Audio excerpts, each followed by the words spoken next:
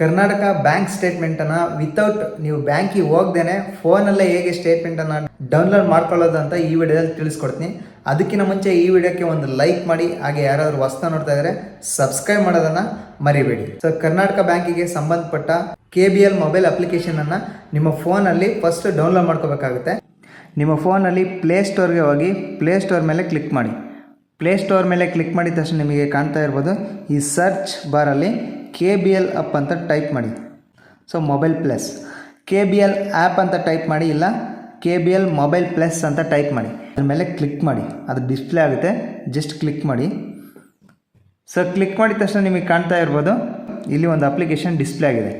KBL mobile plus ಅಂತಂದರೆ Karnataka bank limited mobile plus ಅಂತ.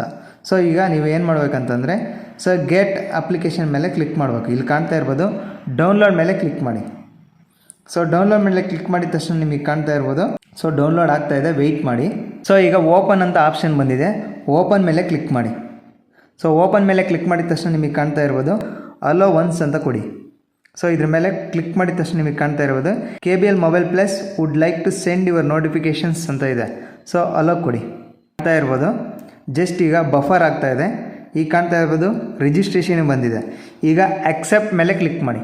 ಈಗ ಕಾಣ್ತಾ ಇದೆ, ಅಕ್ಸೆಪ್ಟ್ ಮೇಲೆ ಕ್ಲಿಕ್ ಮಾಡಿಬಿಟ್ಟು ಜಸ್ಟ್ ರಿಜಿಸ್ಟರ್ ಕೊಡಿ. ಸೊ ರಿಜಿಸ್ಟರ್ ಮೇಲೆ ಕ್ಲಿಕ್ ಮಾಡಿದ ತಕ್ಷಣ click here to send SMS ಅಂತ ಇದೆ. ಅಂದರೆ ನಿಮ್ಮ ಫೋನಿಂದ ಒಂದು SMS ಕಳಿಸ್ಬೇಕಾಗುತ್ತೆ. ಜಸ್ಟ್ ಮಾರ್ಕ್ ಮೇಲೆ ಕ್ಲಿಕ್ ಮಾಡಿ.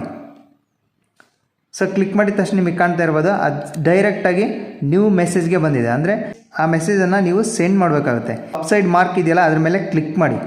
ಕ್ಲಿಕ್ ಮಾಡಿದ ತಕ್ಷಣ ಮೆಸೇಜ್ ಸೆಂಡ್ ಆಗುತ್ತೆ. ಜಸ್ಟ್ ಅದು 5 ಸೆಕೆಂಡ್ ಒಳಗಡೆ ಸೆಂಡ್ ಮಾಡಬೇಕಿಲ್ಲ, ಬ್ಯಾಕ್ ಹೋಗಿಬಿಡುತ್ತೆ. ಈಗ ಫೋನ್ ನಂಬರನ್ನು ಆಟೋಮೆಟಿಕ್ ಡಿಟೆಕ್ಟ್ ಆಗಿದೆ. ಈಗ ಮೆಸೇಜ್ ಸೆಂಡ್ ಆಗಿದೆ ಅಲ್ವಾ, ಅಂದರೆ ನಿಮ್ಮ ಒಂದು ಫೋನ್ ನಂಬರ್ ಲಿಂಕ್ ಆಗಿದೆಯಲ್ಲ ನಿಮ್ಮ ಒಂದು ಬ್ಯಾಂಕ್ ಅಕೌಂಟ್ಗೆ, ಆ ನಂಬರಿಂದ ಮೆಸೇಜ್ ಸೆಂಡ್ ಮಾಡಬೇಕು. ಸೆಂಡ್ ಮಾಡಿದ ತಕ್ಷಣ ನಿಮಗೆ ಕಾಣ್ತಾ ಇರ್ಬೋದು, ಆ ನಂಬರ್ ಇಲ್ಲಿ ಡಿಸ್ಪ್ಲೇ ಆಗಿದೆ. ಈಗ ಏನು ಮಾಡಬೇಕಂತಂದರೆ, ಕ್ಲಿಕ್ ಹಿಯರ್ ಟು ಪ್ರೊಸೀಡ್ ಅಂತ ಇದೆಯಲ್ಲ, ಅದ್ರ ಮೇಲೆ ಕ್ಲಿಕ್ ಮಾಡಿ. ಸೊ ಅದ್ರ ಮೇಲೆ ಕ್ಲಿಕ್ ಮಾಡಿದ ತಕ್ಷಣ ನಿಮಗೆ ಕಾಣ್ತಾ ಇರೋದು OTP ಕೇಳುತ್ತೆ. ಸೊ ನಿಮ್ಮೊಂದು OTP ಆ ಫೋನ್ ನಂಬರ್ಗೆ ಬಂದಿರುತ್ತೆ. ಆ OTPನ ಇಲ್ಲಿ ಕ್ಲಿಕ್ ಮಾಡಿಬಿಟ್ಟು ಜಸ್ಟ್ ಓಕೆ ಕೊಡಿ. ಸೊ ಓಕೆ ಕೊಟ್ಟಿದ ತಕ್ಷಣ ನಿಮಗೆ ಕಾಣ್ತಾ ಇರ್ಬೋದು, ನಿಮ್ಮ ಒಂದು ನೇಮ್ ಡಿಸ್ಪ್ಲೇ ಆಗಿದೆ. ಆ ನೇಮ್ ಮೇಲೆ ಕ್ಲಿಕ್ ಮಾಡಿ, ಜಸ್ಟ್ ಕರೆಕ್ಟ್ ಇದ್ದರೆ ಸೊ ನೇಮ್ ಮೇಲೆ ಕ್ಲಿಕ್ ಮಾಡಿಬಿಟ್ಟು ನಿಮಗೆ ಕಾಣ್ತಾ ಇರ್ಬೋದು, ನಿಮ್ಮ ಒಂದು ATM ಎತ್ಕೊಳ್ಳಿ. ಸೊ ATM ಕಾರ್ಡ್ ನಂಬರ್ನ ಲಾಸ್ಟ್ 6 ಡಿಜಿಟ್ ನೀವು ಟೈಪ್ ಮಾಡಬೇಕಾಗುತ್ತೆ. ಇಲ್ಲಿ ಕಾಣ್ತಾ ಇರ್ಬೋದು, ಇಲ್ಲಿ ಜಸ್ಟ್ ನಿಮ್ಮ ಒಂದು ATM ಮೇಲಿರುವ ನಂಬರನ್ನು ಟೈಪ್ ಮಾಡಿ. ಹೊರಗಡೆ ನಿಮಗೆ ಕಾಣ್ತಾ ಇರ್ಬೋದು, ಎಕ್ಸ್ಪೈರಿ ಡೇಟನ್ನು ಟೈಪ್ ಮಾಡಿ. ಸೊ ಟೈಪ್ ಮಾಡಿಬಿಟ್ಟು ನಿಮಗೆ ಕಾಣ್ತಾ ಇರ್ಬೋದು, ಎಂಟರ್ 4 ಡಿಜಿಟ್ ಪಿನ್ ನಂಬರ್ ಅಂತ ಇದೆ. ಇಲ್ಲಿ ನಿಮ್ಮ ಒಂದು ಕಾರ್ಡ್ನ ಪಿನ್ ನಂಬರನ್ನು ಎಂಟ್ರಿ ಮಾಡಬೇಕಾಗುತ್ತೆ. ಅಲ್ಲ, ನಿಮ್ಮ ಒಂದು ATM ಕಾರ್ಡ್ಗೆ ಆ ಪಿನ್ನನ್ನು ಎಂಟ್ರ್ ಮಾಡಿ ಜಸ್ಟ್ ಲಾಗಿನ್ ಆದ ತಕ್ಷಣ ಹೊಸದಾಗಿ ಮತ್ತೆ ನೀವು ಪಿನ್ನನ್ನು ಇಲ್ಲಿ ಜನ್ರೇಟ್ ಮಾಡಬೇಕಾಗುತ್ತೆ. ಕಾಣ್ತಾ ಇರ್ಬೋದು, enter new pin, confirm new pin ಅಂತ ಇದೆ. ಯಾವುದಾದ್ರು ಹೊಸದಾಗಿ ಒಂದು ಪಾಸ್ವರ್ಡನ್ನು ಇಡಿ.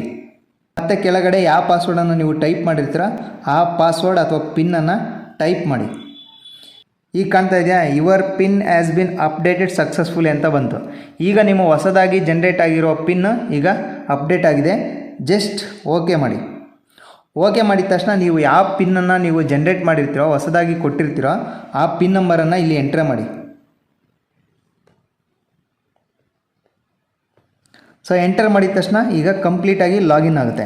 ಇಲ್ಲಿ ಕಾಣ್ತಾ ಇರ್ಬೋದು, ನಿಮ್ಮ ಒಂದು ಸ್ಟೇಟ್ಮೆಂಟನ್ನು ನೀವು ಪಡ್ಕೋಬೇಕಂತಂದರೆ ಇಲ್ಲಿ ಕಾಣ್ತಾ ಇದೆಯಾ, ಮೈ ಅಕೌಂಟ್ಸ್ ಅಂತ ಇದೆಯಲ್ಲ, ಮೈ ಅಕೌಂಟ್ಸ್ ಮೇಲೆ ಕ್ಲಿಕ್ ಮಾಡಿ. ಮೈ ಅಕೌಂಟ್ಸ್ ಮೇಲೆ ಕ್ಲಿಕ್ ಮಾಡಿದ ತಕ್ಷಣ ನಿಮಗೆ ಕಾಣ್ತಾ ಇದೆಯಾ, ಅಕೌಂಟ್ ಸ್ಟೇಟ್ಮೆಂಟ್ ಅಂತ ಇದೆ. ಫಸ್ಟ್ನೇ ಆಪ್ಷನ್ ಮೇಲೆ ಕ್ಲಿಕ್ ಮಾಡಿ. ಸೊ ಕ್ಲಿಕ್ ಮಾಡಿದ ತಕ್ಷಣ ನಿಮಗೆ 3 ಮಂತ್ಸ್ ಬ್ಯಾಕ್ ಸ್ಟೇಟ್ಮೆಂಟ್ ಬೇಕು ಅಂತಂದರೆ 3 ಮಂತ್ಸ್ ಬ್ಯಾಕ್ ಸೆಲೆಕ್ಟ್ ಮಾಡ್ಕೊಳ್ಳಿ. ಸೊ 1 ಇಯರ್ ಸ್ಟೇಟ್ಮೆಂಟ್ ಬೇಕು ಅಂತಂದರೆ 1 ಇಯರ್ ಸ್ಟೇಟ್ಮೆಂಟನ್ನು ಕೂಡ ನೀವು ಪ್ರಿಂಟ್ ತಗೋಬೋದು. ಇಲ್ಲಿ ಕಾಣ್ತಾ ಇರ್ಬೋದು, ಯೂಶುವಲಿ 3 ಮಂತ್ಸ್ ಬ್ಯಾಕ್ ಸ್ಟೇಟ್ಮೆಂಟ್ ಬೇಕಾಗಿರುತ್ತೆ ಅಂತ ಅಂದ್ಕೊಂಡಿದ್ದೀನಿ ನಿಮಗೆ. ಸೊ ಜಸ್ಟ್ ನೀವು ಸೆಲೆಕ್ಟ್ ಮಾಡಿ August, July, June. So June 24 ಬೇಕು ಅಂತ ಅಂದ್ಕೊಳ್ಳಿ. ಜಸ್ಟ್ ಇಲ್ಲಿ ಕಾಣ್ತಾ ಇರ್ಬೋದು, ಡೇಟ್ ಬೇಕಿದ್ರೆ ನೀವು 1ನೇ ತಾರೀಕಿಂದ ಅಂದರೆ 1ನೇ ತಾರೀಕುವರೆಗೂ ಸ್ಕ್ರೋಲ್ ಮಾಡಿ. ಇಲ್ಲಿ ಕಾಣ್ತಾ ಇರ್ಬೋದು, ಸ್ಕ್ರೋಲ್ ಮಾಡಿದ ತಕ್ಷಣ 1ನೇ ತಾರೀಕು ಬಂತು. ಇಲ್ಲಿ ಜೂನ್ ಮಂತ್ ಇಲ್ಲಿ ಸ್ಕ್ರೋಲ್ ಆಗ್ತಾ ಇರುತ್ತೆ. ಜಸ್ಟ್ ಜೂನ್ ಸೆಲೆಕ್ಟ್ ಮಾಡಿದ್ದೀನಿ. ಇಲ್ಲಿ ಇಯರ್ ಸೆಲೆಕ್ಟ್ ಆಗುತ್ತೆ. ಇಯರನ್ನು ಸೆಲೆಕ್ಟ್ ಮಾಡಿಕೊಂಡು ಡನ್ ಆಪ್ಷನ್ ಮೇಲೆ ಕ್ಲಿಕ್ ಮಾಡಿ. ಅದ್ರ ಮೇಲೆ ಕ್ಲಿಕ್ ಮಾಡಿದ ತಕ್ಷಣ ನಿಮಗೆ ಕಾಣ್ತಾ ಇರ್ಬೋದು, ಅಲ್ಲಿ ಸೆಲೆಕ್ಟ್ ಆಗಿದೆ 3 ಮಂತ್ಸ್ದು. ಈಗ ಕಾಣ್ತಾ ಇರ್ಬೋದು, ಇಲ್ಲಿ ನಿಮ್ಮ ಒಂದು ಮೇಲ್ ID ನ ಇಮೇಲ್ ಸ್ಟೇಟ್ಮೆಂಟ್ ಅಂತ ಇದೆ, ಜಸ್ಟ್ ಡೌನ್ಲೋಡ್ ಅಂತ ಇದೆ. ಜಸ್ಟ್ ಡೌನ್ಲೋಡ್ ಮೇಲೆ ಕ್ಲಿಕ್ ಮಾಡಿ. ಸೊ ಡೌನ್ಲೋಡ್ ಮೇಲೆ ಕ್ಲಿಕ್ ಮಾಡಿದ ತಕ್ಷಣ ನಿಮ್ಮ ಒಂದು ಸ್ಟೇಟ್ಮೆಂಟ್ ಕಂಪ್ಲೀಟಾಗಿ ನಿಮ್ಮೊಂದು ಜಿಮೇಲ್ ಐ ಡಿಗೆ ಸೆಂಡ್ ಮಾಡಿರ್ತಾರೆ. ಸ್ವಲ್ಪ ಹೊತ್ತು ವೆಯ್ಟ್ ಮಾಡಿ. ಈಗ ಕಾಣ್ತಾ ಇರ್ಬೋದು, ಈಗ ಜಿಮೇಲ್ಗೆ ಸ್ಟೇಟ್ಮೆಂಟು ಕಂಪ್ಲೀಟಾಗಿ ಬಂತು. ಈಗ ಕಾಣ್ತಾ ಇದೆ, ಮೇಲಲ್ಲಿ ಕೂಡ ಹೋಗಿ ನೀವು ಸ್ಟೇಟ್ಮೆಂಟನ್ನು ನೋಡ್ಬೋದು.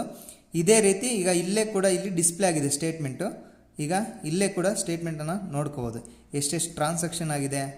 ಅಥವಾ ಈ ಸ್ಟೇಟ್ಮೆಂಟು ನಿಮಗೆ ಏನಾದರೂ ಕಾರ್ ತೊಗೋಬೇಕೋ ಬೈಕ್ ತೊಗೋಬೇಕೋ ಏನಾದರೂ ಕೇಳಿದರೆ ಈ ಸ್ಟೇಟ್ಮೆಂಟನ್ನು ನೀವು ತಗೊಂಡೋಗಿ ಕೊಟ್ಟರೆ ಖಂಡಿತ ಲೋನ್ ಮಾಡಿ ಕೊಡ್ತಾರೆ. ಸೊ ಈ ರೀತಿ ಕರ್ನಾಟಕ ಬ್ಯಾಂಕ್ ಸ್ಟೇಟ್ಮೆಂಟನ್ನು ನೀವು ಬ್ಯಾಂಕಿಗೆ ವಿಸಿಟ್ ಮಾಡ್ದೇ ಸ್ಟೇಟ್ಮೆಂಟನ್ನು ಪ್ರಿಂಟೌಟ್ ತೊಗೋಬೋದು. ಸೊ ಈ ವಿಡಿಯೋ ನಿಮಗೆ ಹೆಲ್ಪ್ಫುಲ್ ಆಗಿದೆ ಅಂತ ಅಂದ್ಕೊತೀನಿ. ಹೆಲ್ಪ್ಫುಲ್ ಆಗಿದರೆ ಖಂಡಿತ ಒಂದು ಲೈಕ್ ಮಾಡಿ, ಹಾಗೆ ಸಬ್ಸ್ಕ್ರೈಬ್ ಮಾಡೋದನ್ನು ಮರಿಬೇಡಿ.